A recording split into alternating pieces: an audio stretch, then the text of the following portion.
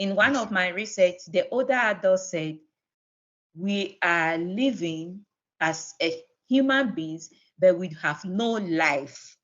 Yes, when we bring our older adults to the Western country. You are listening to NIMDA Talk.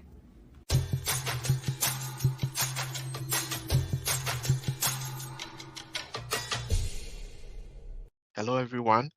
Welcome to another edition of our podcast. Happy November. I'm excited to come your way again with another discussion. I hope you are doing well.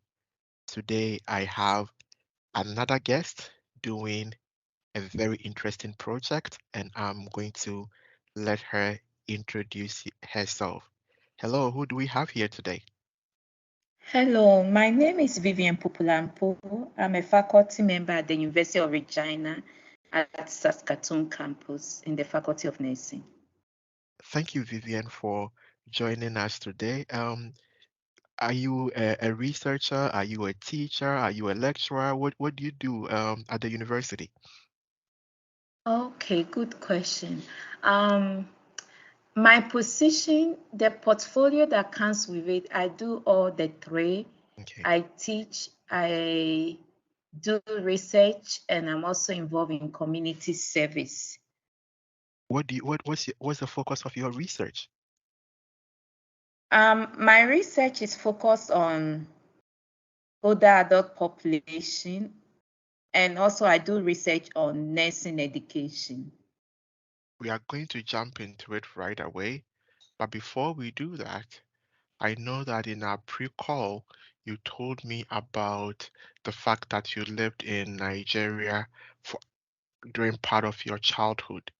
I want us to talk to us just before we start about your time in Nigeria. How was it like? Yeah. The 80s, that was the Okay. Exodus time when many Ghanaians went to Nigeria for greener pastures. So I must say that it was tough, but the people were kind.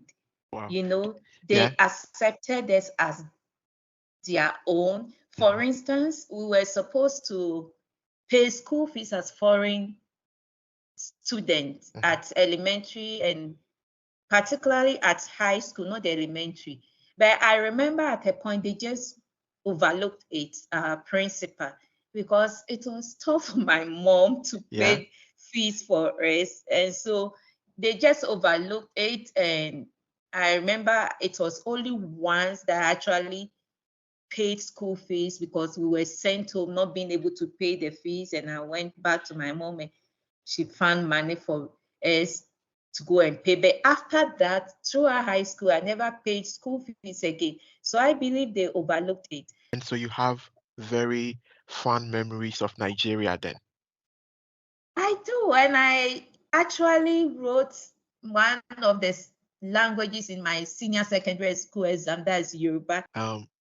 For my Nigerian audience, Auntie Vivian, I think you should just say something in Yoruba, just one sentence so that we validate your Nigerian upbringing. Would you be able to say something? Orúkọ mi ni Vivian, mo ti gbàgbé Yorùbá mi, but màá try díẹ̀díẹ̀. Wow. Wow. Ẹ ṣé gan. Wow. What does it mean? Please, my name is Vivian. I'm almost forgetting my language, that's Yoruba, but I will try a little bit Wow, in thank you speaking. so. Now we want to dive right into you coming to Canada as an international student. I want us to start from there and talk about your educational experience before we transition into talking about your very interesting project. Where in Canada did you do your PhD? Where did you arrive first in Canada? And how was it for you as an international student? Okay, the first day I arrived in Canada would have been August. I believe it was probably August, around the 20th, rather Mhm. 21st or 20th. And I arrived in Edmonton, Alberta. And my professor was the one who picked me from the airport because I had nobody. I knew no one in Canada. But through the School of Nursing, those arrangements were made for me. Good. Very good. How was it? How did you feel? I If was you got very happy, very excited. Let me tell you something. I yes. got the call that my ticket was ready the same day I left Ghana.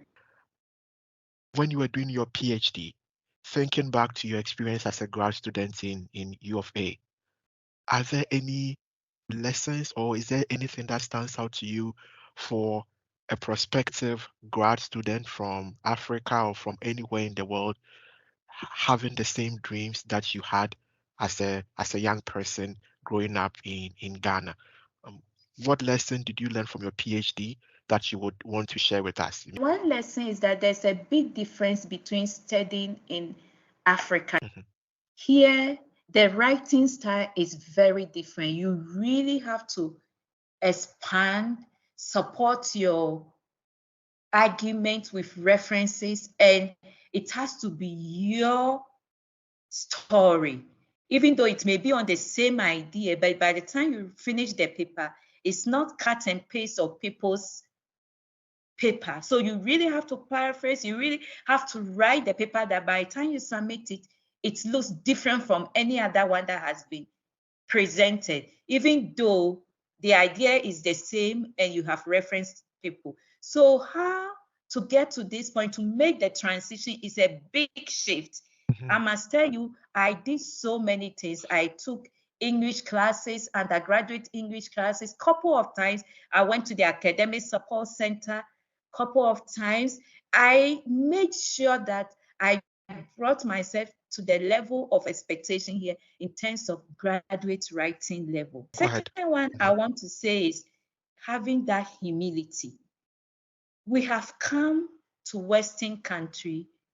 We need to be humble to take the experiences before we can start enjoying the benefits. That humility comes from the work, mhm, that one takes upon. I'm a registered nurse, but before I got my nursing credentials here, I had to go through different levels in terms of accreditation and taking some classes again. Then at the same time, working. So I had to work in group homes, I have mhm, to work at the library. And I must tell you that with all humility, and I'm thankful to the Lord because I'm also a Christian. mhm, My first job was even doing cleaning. And I share with students who come now that if you see me at this point, don't think it came very easy. No, my focus was on the academic, but to be able to manage the day-to-day life, I had to do some little work, some starting a little menial, but I didn't let that take over everything. Otherwise, I would have put my aspiration on hold. mhm, So that's my admonition to people that when they come first, they should prepare their mind. They will go through some tough time before they get a little bit settled in and start benefiting from the society here. But they should keep their eyes focused and not abandon the education that they came into the country with. mhm. Thank you.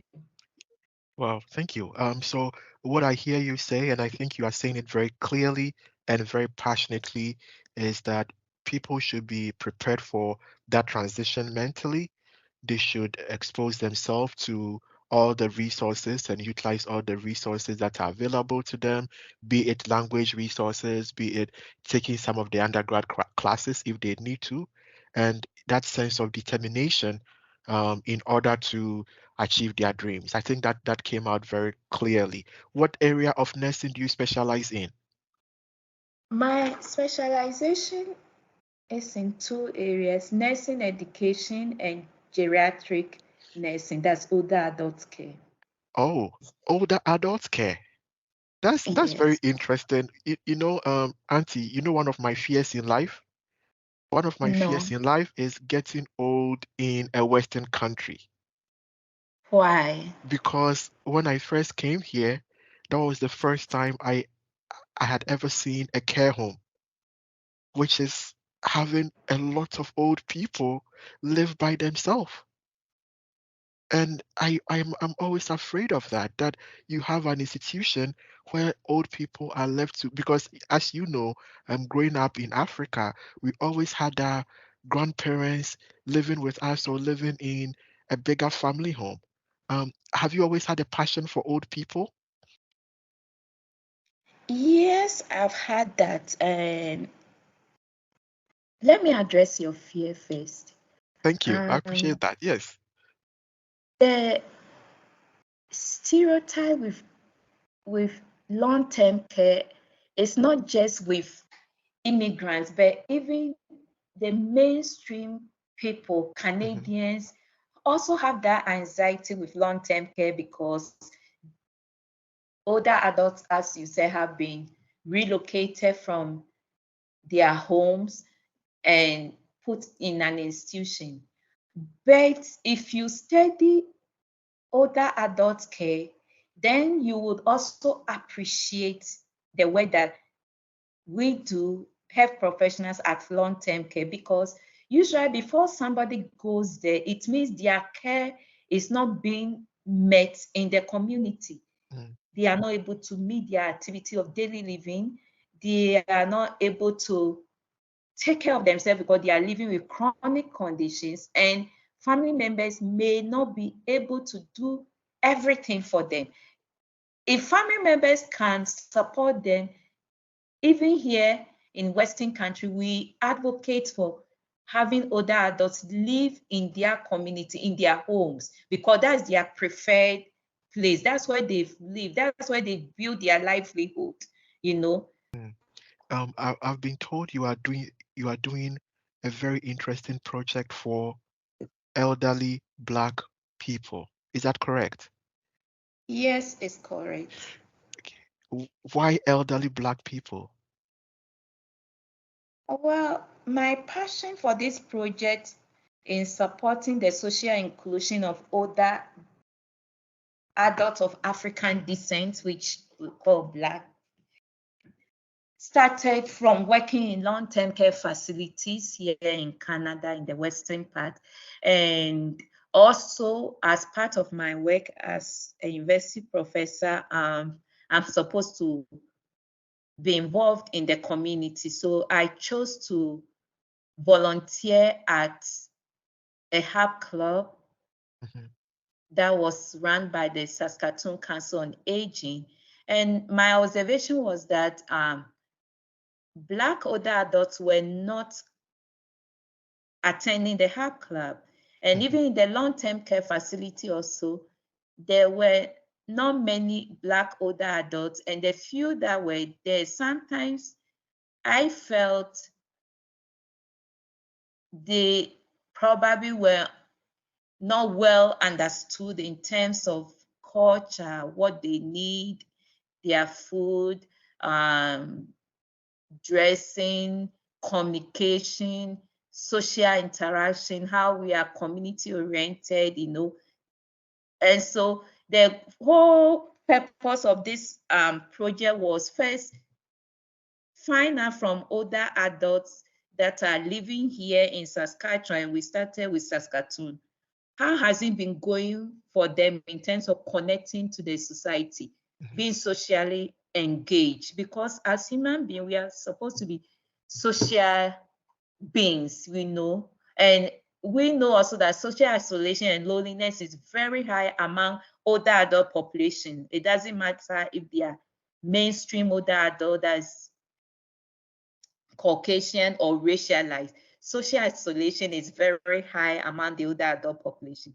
It came out that the older adults of African descent were in two groups: Mhm. those who have been here for more than 30 years and those who just migrated maybe the last 10 years. Mhm. Those who have been here more than 30 years are a little bit socially connected to the community. Those who just came within the last 10 years are very isolated, even though the two groups are isolated. So I started this social hub club for older adults to get them engaged, to Auntie, connect them so to the community. when you say very when you say isolated, what do you mean? Let me just give an example. So I bring my mother in her 70s to Canada. Um, I give her a room, I feed her, I buy her clothes, I buy her shoes. What do you mean isolation from that context? What I mean is Hmm. that they are not connected to people. That is Okay. the um, objective way of assessing how many contacts they have with people, Okay. including their family members and outside the family. And when isolation prolongs, it becomes loneliness. That the older adults' subjective assessment of their interaction with people. Mm, So, what the example you cited, you are providing for their material needs, mhm. but you are not taking care of their quality of life as a person. In I one see. of my research, the older adult said, we are living as a human beings, but we have no life. Yes, when we bring our older adults to the Western country, we provide all this for them, and they are either helping us with babysitting, and we are busy working. When we go and to work, and let's say their grandkids go to school, they are alone at home. They know no one, they are not connected with anybody, and they are socially isolated, And Mm, our older adults, many of them are also not technology savvy to be able to connect is with their family members or friends outside the Western country. Clearly, there's a problem. Clearly, you are passionate about it from both your professional and personal perspective. What is your vision about helping to improve the social life of racialized elderly people in Canada or Western Canada, which is sort of your scope of reference? What is your vision? What do you hope to achieve? My vision is in two parts. Mhm. First, educate the older adult children that when we bring our parents here, we should let them be older adults. We should let them be adults. When we bring them here, we treat them as children, and we are scared to let them interact with the community, even to expose them to one social program that we will plan as part of our family plan, that we will send them for social programs so that they can interact and meet their social need. My second goal is that the Hub Club, or the now we've moved it from Half Club to People of African Descent Older Adults Association. My goal is that it will promote the social inclusion of older adults. And we've been doing several programs, including digital literacy, intergenerational programming, where the young people teach the older adult technology. And we've also been doing cultural sharing. We invite older adults from the other hub clubs that I told you, which is mainly Canadian, Mhm. Caucasian, and we interact with them. We cook, they get to taste African dish. We dance with them. We show them our culture, and they really appreciate. And the older adults from African descent are happy Mm, that, oh, they could interact with older adults who are Caucasians, and they are respected, they are loved. So mhm. some of the stereotype is being addressed, where Black older adults were a little bit scared initially, and the Caucasian older adults were a little bit unsure how to connect with Black older adults. So my goal is to promote the social inclusion of older Black adults, and also to educate older adults children. Please let them be older adults when you bring them to Western country, where they can interact with the community, because it's good for their mental health. When social isolation and loneliness are addressed, the older adult is relaxed, they have good mental health, and conditions like depression is addressed, is prevented, because depression could lead to hypertension, hypertension could lead to stroke, and so many things. mm, All this could be addressed if we allow our older adults to interact. mm. They want to enjoy some of the Canadian culture. So let us allow them to interact a little. Excellent. How many people do you have in your club? Well, we meet monthly, and it's right now it's just in Saskatoon. Our average attendance is around 10, Mm. but we have an email list which we have over 40 people. So it's a club, it's a hub club, meaning a social drop-in. So we have more than maybe 50 people that have visited us from Wow. my email list, but consistently we get 10 people, Mhm, not that the same 10 group of people, you know. mhm. So I would say that we've um, probably interacted with more than 50 people, and the community, we've interacted with many other adult communities in Saskatchewan. We got an award in October by the Saskatchewan Senior Mechanism, Wow, that's and exciting. yes, for advocacy, racialized older adults advocating for themselves. And at that award, the banquet, we had over 300 older adults. Congratulations. That's very exciting. Yes, Congratulations. What was the happiest day? thank you. What was the happiest day you had working with the? Is there something that happened one day that made you feel, oh yes, this is the dream? Is there anything like that? Does anything like that? Many of them. Okay, can you share one of the story with us, please? This award was one of them because it's a prestigious award in Mhm, the province. So this award is actually one of them, where the older adult from the Harp Club, people of African descent, could attend the banquet and receive this award, mhm. and the older adult from mainstream Canadian could also have opportunity to know that there are even this number of older Black adults in our province. So this award is one of my happiest moments. The second one was digital literacy that we had, where the older adults went to a high school Mhm. and they were taught by high school students, and they also had education on fraud, how to prevent fraud. And I called one of them and said, how did it go? She said, I'm so happy chatting with the older adults, I mean the high school children.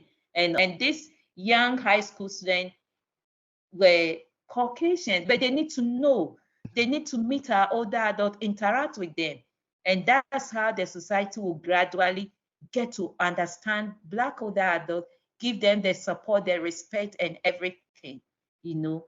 Yes. Are you in your work reaching out to the children or um, the grandchildren of these older adults as part of your education campaign to also teach them not to treat these old people as children?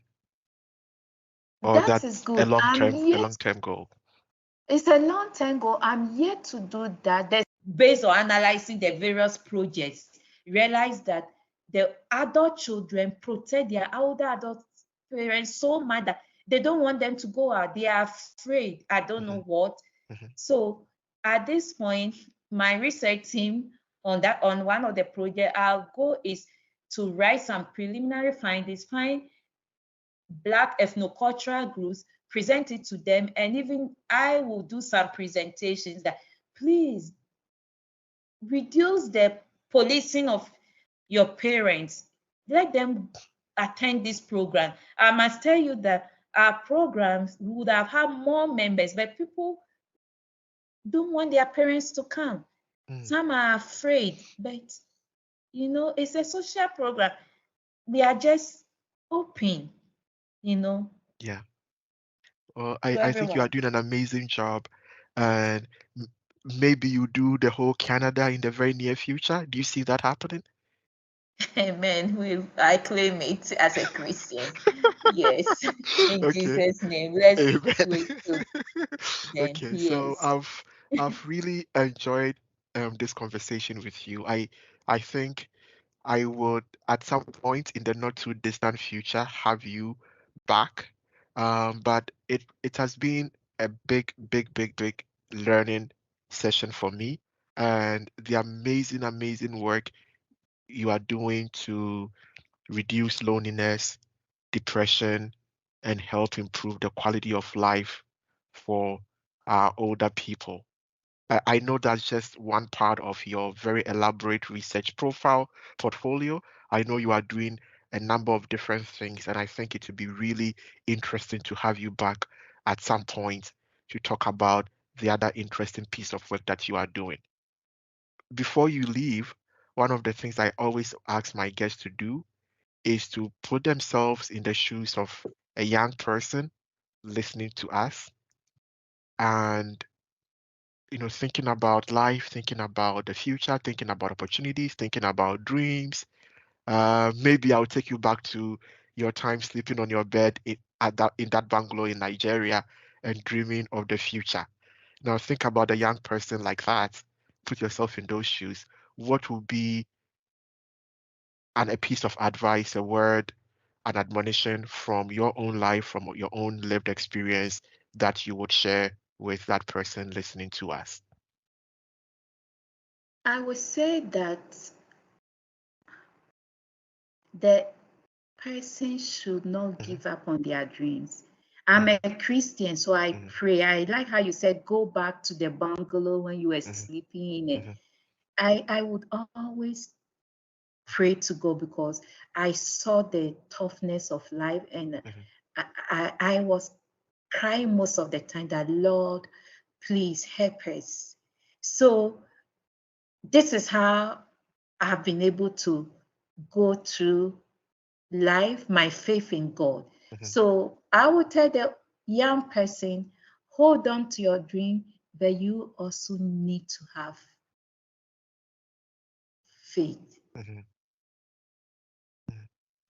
Thank you. That's very well put. Hold on to your dreams and keep your faith or have faith because your dreams are achievable and eventually um, it'll it'll happen. Auntie, thank you very much for your time. But it has been a pleasure talking to you. I really appreciate your time. Thank you for coming on our podcast to share your story with us. Before you go, Nana, I'll be sorry. I must say that my daughter has been very supportive. I talk about my husband a little in it, Mhm, and mhm. my daughter. I cannot finish this without bringing them in. Okay. They've been very supportive of me. Thank you.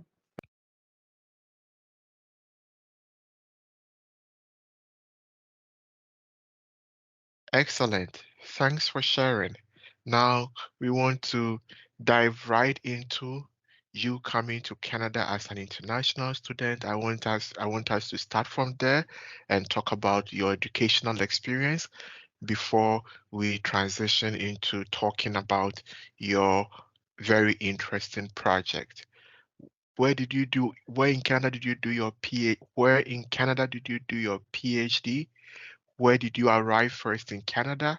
And how was it for you as an international student?